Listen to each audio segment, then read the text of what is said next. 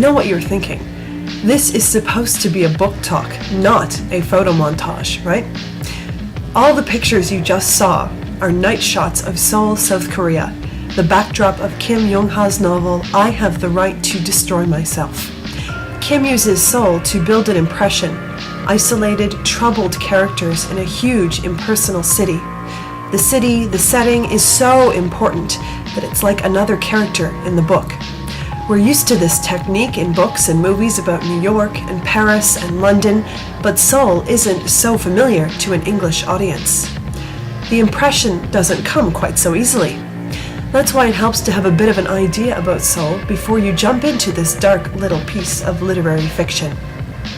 I Have the Right to Destroy Myself was Kim's first novel. It was published in Korean in 1996 and in English in 2007. Kim has a reputation as the best Korean author of his generation, yet this is his only novel published in English. It's too bad, really, because Kim definitely creates an emotional atmosphere, an emotional impression that transcends culture. In I Have the Right to Destroy Myself, the narrator is a kind of freelance Dr. Kevorkian. He seeks out troubled, depressed people and helps them commit suicide. Korea has the highest suicide rate of any developed nation. As you might expect, these troubled characters can be impulsive, violent, and indulgent.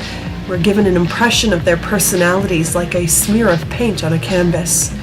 I use that image deliberately too, since art is so important to the narrator.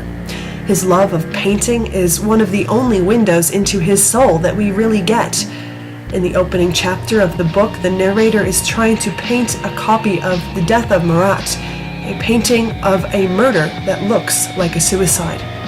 Two characters are compared to Judith, a painting by Gustav Klimt that looks romantic and sensual, but is actually capturing the moment after a beheading.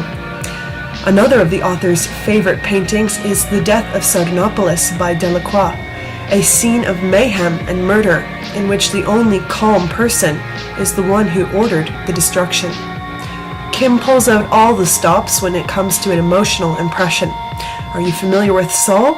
Here is Seoul, impersonal and cold and huge. Are you familiar with fine art? Here are some of the darkest, most disturbing paintings ever created.